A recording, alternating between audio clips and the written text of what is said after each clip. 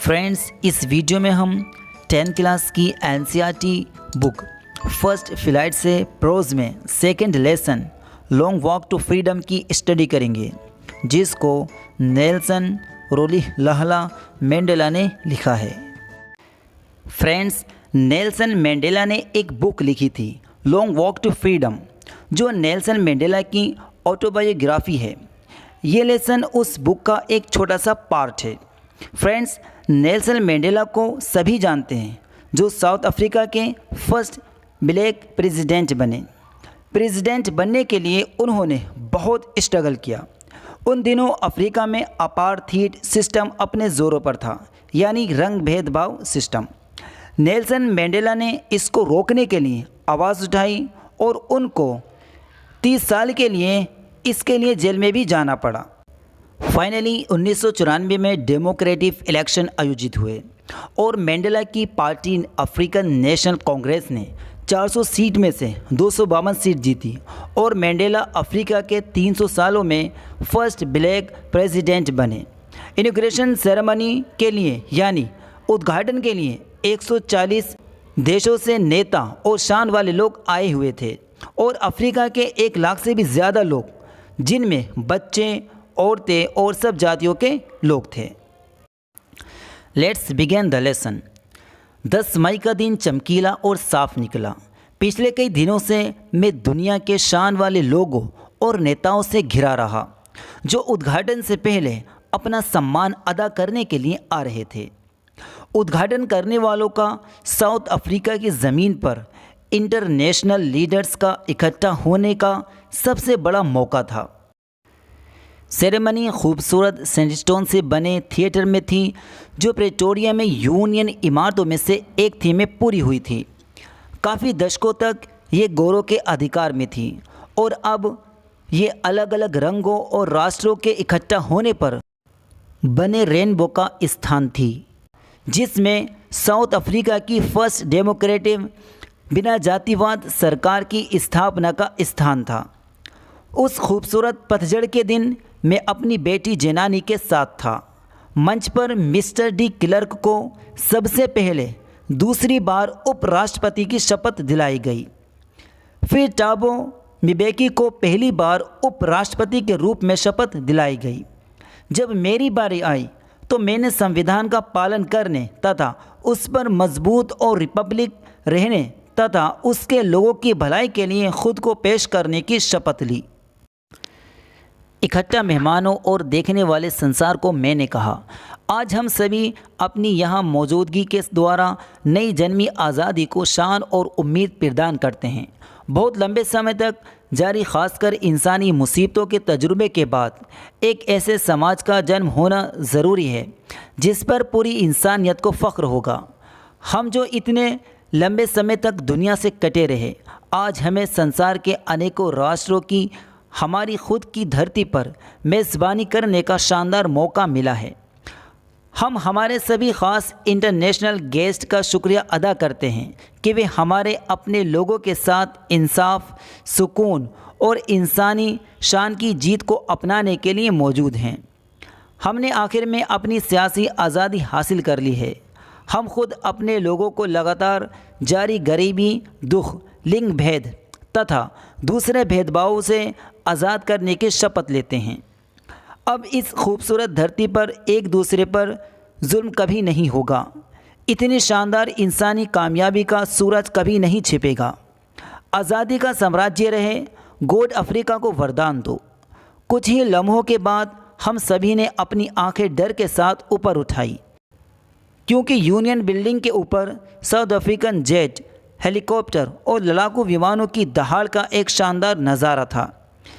ये न सिर्फ एकदम सही तालमेल और फौजी शक्ति का प्रदर्शन था, बल्कि फ़ौज का डेमोक्रेसी तथा नई सरकार के लिए जो आज़ाद रूप से चुनी गई थी कि वफादारी का भी प्रदर्शन था। कुछ लम्हा पहले साउथ अफ्रीकन सुरक्षा बल एवं पुलिस के उच्चतम जनरलों ने, जिनकी छातियां रिबन और मेडलों से सजी हुई थी, ने मुझे सैल्यूट किया और अपनी वफादारी की शपथ ली। मैं इस बात को नहीं भूला था कि कुछ साल पहले उन्होंने सैल्यूट नहीं बल्कि मुझे गिरफ्तार किया था। आखिर में स्पाइस जेट विमान ने साउथ अफ्रीका के नए झंडे के वी आकार के पैटर्न में काली, लाल, हरी, नीली और सुनहरी रंग का धुआं छोड़ा। हमारे दो राष्ट्रीय गीतों के गायन द्वारा ये दिन मेरे लिए एक सिंबल बन गया था और गोरे लोगों का सपना जो एनकोसी सिकलेली अफ्रीका और काले लोग जो रिपब्लिक का पुराना राष्ट्रीय गीत गा रहे थे। डाइस टीम हालांकि उस दिन दोनों में से कोई दल राष्ट्रीय गीत का सही लय नहीं जानता था, जिससे वे दोनों नफरत करते थे, मगर वे जल्दी ही इसके शब्दों को दिल में याद कर लेंगे। उद्घाटन वाले दिन मैं इतिहास की भावना में डूबा हुआ था।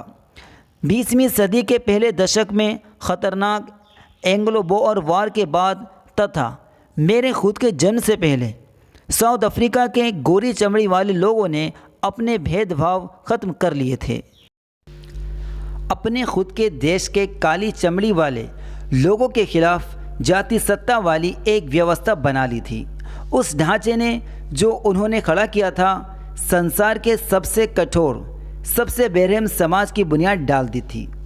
अब 20वीं सदी के आखिर दशक में और एक आदमी के रूप में मेरे खुद के 8वें दशक में वे ढांचा हमेशा के लिए बदल गया है और उसका स्थान एक ऐसे ढांचे ने ले लिया है जो सभी लोगों को बिना उनकी चमड़ी के रंग के भेदभाव के समान रूप से अधिकार और आज़ादी को पहचानता है। वे दिन मेरे हज़ारों लोगों की उम्मीद से बाहर की कुर्बानी के द्वारा आया था। उन लोगों के दुखों तथा हिम्मत की कभी गिनती नहीं की जा सकती, ना ही उनकी कीमत चुकाई जा सकती है। मैंने उस दिन महसूस किया जैसे मैंने अनेकों दूसरे दिन किया था। मैं तो उन सब अफ्रीकी देशभक्तों का फल था जो मुझसे पहले जा चुके थे। वे लंबी और महान कतार समाप्त हुई और अब दोबारा मेरे साथ शुरू हुई। मुझे ये सोचकर दुख था कि उन लोगों का शुक्रिया नहीं कर पाया और वे उनकी कुर्बानियों के फलस्वरूप हासिल होने वाली कामयाबी को नहीं देख सके। रंग भेद की नीति ने मेरे देश और मेरे लोगों में एक गहरा तथा कभी ना भरने वाला जख्म दिया था। हम सब अगर अनेकों पीढ़ियाँ नहीं तो अनेकों साल बिताएंगे उस गहरे जख्म को भरने के लिए, लेकिन अनेकों दशकों के अत्याचार एवं बेरहमी का एक दूसरा अंधा प्रभाव ही था जिसने Oliver Tambos, Walter Sisulus, chief Luthulis, Yusuf Dadoos, Bram Fischer, Robert Sobukwes जैसे अजीब हिम्मत, अक्लमंदी और नेकी से भरे लोगों को पैदा किया था, जो शायद फिर से कभी नहीं होंगे। शायद ऐसे चरित्र की ऊंचाइयों का निर्माण करने के लिए बहुत गहराई वाले अत्याचार की ज़रूरत पड़ती है। मेरा देश खनिजों और हीरे मोतियों से भरा है जो इसकी भूमि के नीचे दबे पड़े हैं, मगर मैंने हमेशा यही जाना है कि महानतम दौलत इसके लोग हैं जो प्योर डायमंड से भी ज़्यादा खूबसूरत और सच्चे हैं। स्ट्रगल के दौरान इन्हीं साथियों से मैंने साहस का मतलब सीखा। समय समय पर मैंने आदमियों और औरतों का एक नियम के लिए ख़तरा मोल लेते हुए अपने जीवन की कुर्बानियाँ देते हुए देखा। मैंने आदमियों को हमले एवं मुसीबतों को बिना झुके हुए ताकत और मजबूती का प्रदर्शन करते हुए देखा है जिसकी कल्पना भी नहीं की जा सकती। मैंने सीखा कि साहस निडरता का ना होना नहीं है, बल्कि डर पर जीत हासिल करना है। वे व्यक्ति बहादुर नहीं होता जो डरता नहीं, बल्कि वे तो उस डर पर जीत हासिल करता है। कोई भी शख्स जन्म से दूसरे शख्स से उसकी चमड़ी के रंग अथवा उसके बैकग्राउंड और उसके धर्म की वजह से नफ़रत नहीं करता। लोगों को नफ़रत करने के लिए नफ़रत की शिक्षा दी जाती है। अगर वे नफ़रत करना सीख सकते हैं तो उन्हें प्यार करना भी सिखाया जा सकता है, क्योंकि इंसानी दिल में नफ़रत के बजाय प्यार की भावना ज़्यादा कुदरती रूप से पैदा होती है। जेल के दौरान मुश्किल समय में भी जब मुझे और मेरे साथियों को ना बर्दाश्त करने वाले दुख दिए गए थे, मैं एक पहरेदार में इंसानियत की झलक देखा करता था। शायद एक लम्हा के लिए, मगर ये मुझे दोबारा हिम्मत देने और मुझे जारी रखने के लिए काफ़ी थी। इंसान की नेकी एक लो है जिसे छुपाया तो जा सकता है मगर बुझाया नहीं जा सकता। जीवन में हर एक आदमी की दोहरी जिम्मेदारियां होती हैं, अपने परिवार के लिए, अपने माता पिता, अपनी पत्नी और बच्चों के लिए, और उसकी एक जिम्मेदारी अपने लोगों, अपनी कम्युनिटी, अपने देश के लिए। एक नागरिक एवं इंसानी समाज में हर एक शख्स उन जिम्मेदारियों को निभाने के लिए अपनी मर्जी और काबिलियतों के अनुसार पूरी तरह काबिल होता है। मगर साउथ अफ्रीका जैसे देश में मेरे जैसे जन और रंग के शख्स के लिए दोनों जिम्मेदारियों को पूरा करना लगभग नामुमकिन था। साउथ अफ्रीका में एक शख्स जो एक इंसान की तरह रहने की कोशिश करता है, उसे सज़ा दी जाती है और अलग कर दिया जाता है।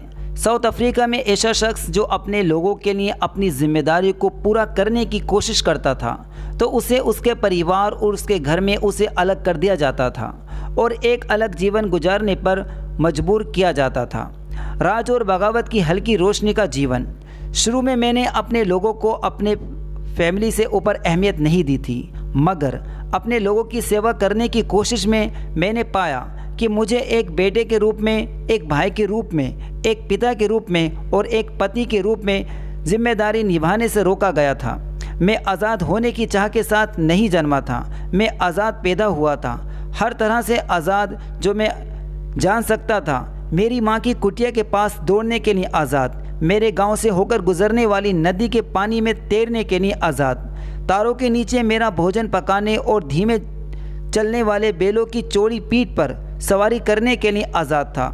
जब तक मैंने अपने पिता का हुक्म का पालन किया और अपने कबीले के रिवाजों को माना, मैं आदमी या गोड के नियमों द्वारा परेशान नहीं था। मैंने ये जाना कि मेरे लड़कपन की आज़ादी एक भ्रम थी। तब एक आदमी के रूप में मुझे पता चला कि मेरी आज़ादी पहले से ही मुझसे छीनी जा चुकी थी और मैं इसके लिए तड़फड़ाने लगा था। शुरू में एक स्टूडेंट के रूप में मैं सिर्फ खुद के लिए आज़ादी चाहता था, रात को बाहर रहने की टेम्परेरी आज़ादी, अपनी मर्ज़ी के मुताबिक पढ़ने की आज़ादी, अपनी मर्ज़ी के मुताबिक कहीं भी जाने की आज़ादी। बाद में जोहान्सबर्ग में एक जवान आदमी के रूप में मैं अपने अंदर की ताकत को हासिल करने, खुद की कमाई कमाने, शादी करने और एक फैमिली रखने की बुनियाद तथा इज़्ज़तदार आज़ादी के लिए तड़पता था। वे आज़ादी जो नियम के साथ जीवन में कभी वादा ना बने। मगर जब मैंने धीरे धीरे देखा कि मैं न सिर्फ आज़ाद था बल्कि मेरे भाई और बहनें भी आज़ाद नहीं थे, मैंने देखा कि सिर्फ मेरी आज़ादी पर रोक नहीं थी बल्कि मेरे जैसे दिखने वाले हर एक शख्स पर आज़ादी की रोक थी। उस समय मैं अफ्रीकन नेशनल कांग्रेस में शामिल हो गया और उस समय मेरी अपनी खुद की आज़ादी की भूख मेरे लोगों की आज़ादी के लिए ज़्यादा बड़ी भूख बन गई।